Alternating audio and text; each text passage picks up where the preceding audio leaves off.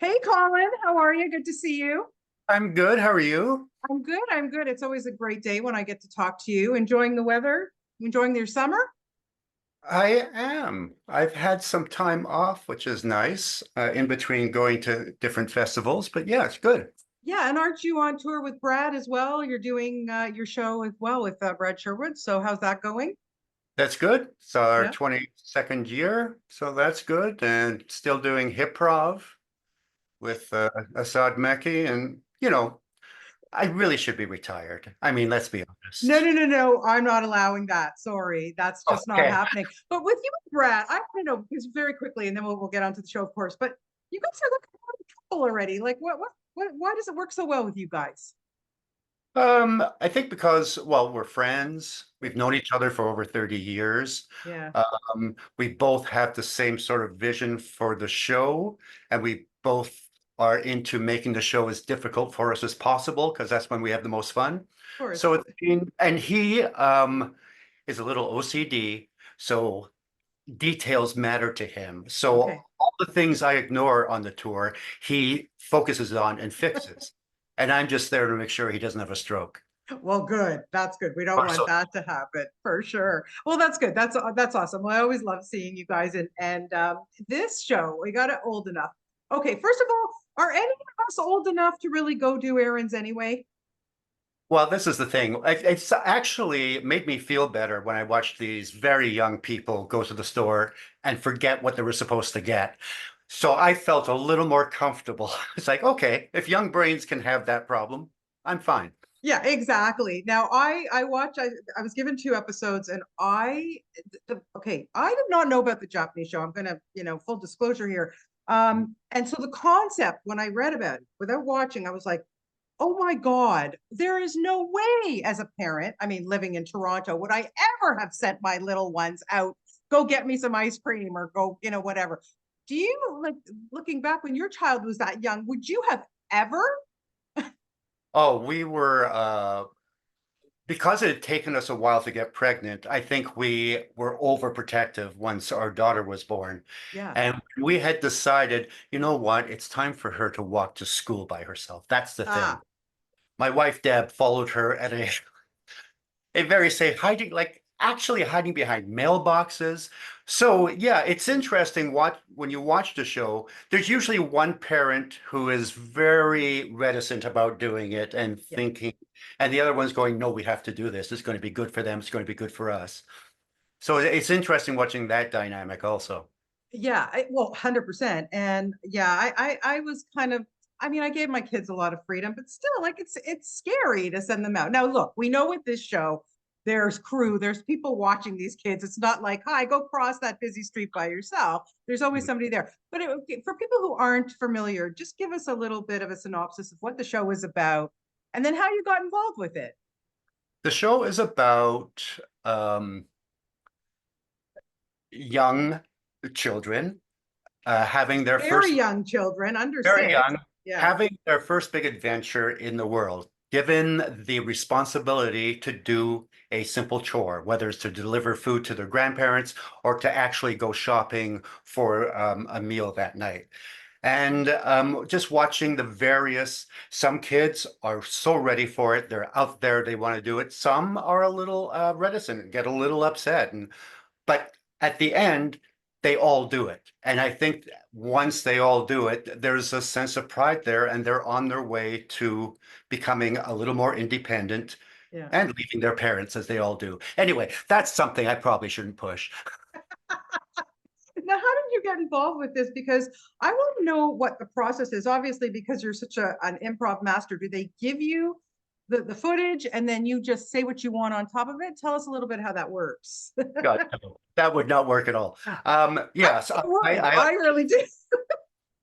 I auditioned for it and got it. And they have the episode there. I'm in a little booth and there is a script. Okay. Um, they do give me a little leeway to improvise every now and then, but I certainly wouldn't just go off half-cocked because you know, they have an idea of what they want and Yeah. the message they want to get across, and they don't want me, bringing in I don't know, the Louisiana Purchase for no reason whatsoever. So, And so just 22-minute show after all. it is. So it's been great, and the crew is wonderful, very supportive. It's, you know, it's as work goes, it's pretty good. Yeah, I would say it is a fabulous gig. Now, these the kids that I saw, oh my God. Okay, first of all, I would like that Parker as my personal assistant. We have this little girl who goes out, no problem, like no issues. She takes her mom's, shortening that needs to be done at the tailor and all. This little one, really, I mean, they all blew me away, to be honest with you. But that one in particular, like when you're watching back this footage, Colin, like you're going, this cannot be real. Like, do you have like a Yeah. little anxiety, even though you're not their parent? Oh, sure. Yeah, sure. But it's actually the kids relax you.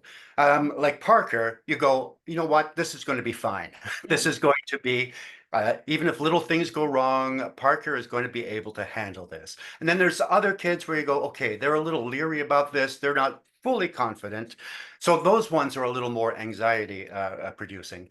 But it's just, and it's always fabulous just to see the sense of pride they have at the end when they've done it.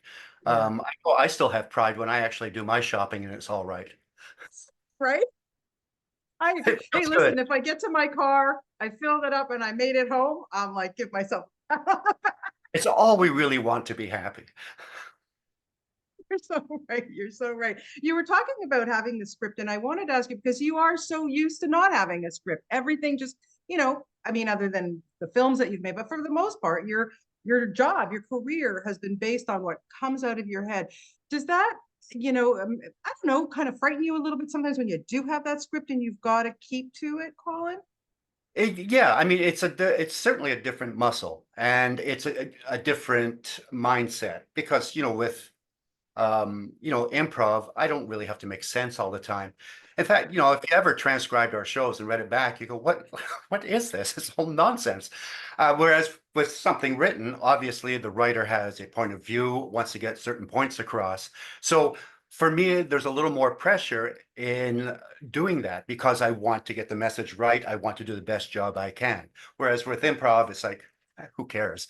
Anything Yeah. that happens it just makes it better for me. If something goes wrong, that's great. Not so much scripted stuff.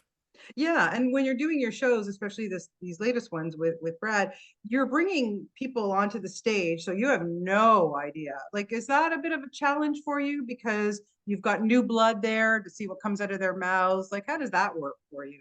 Oh, absolutely. That certainly makes it more challenging. With Brad, even though we're improvising and I may not know where he's going to go in a scene, I've total confidence that it's all going to work out and I'll just follow until see what happens. When you throw in the X factor of audiences, like with hip prov, when I'm improvising with people who I don't know and who are hypnotized, that's a Yes. whole different thing. But that's what I love about it. I think it's made me a better improviser because it's made me remember, oh yeah, I have to listen to these people. I can't make any assumptions because Right. I don't know them.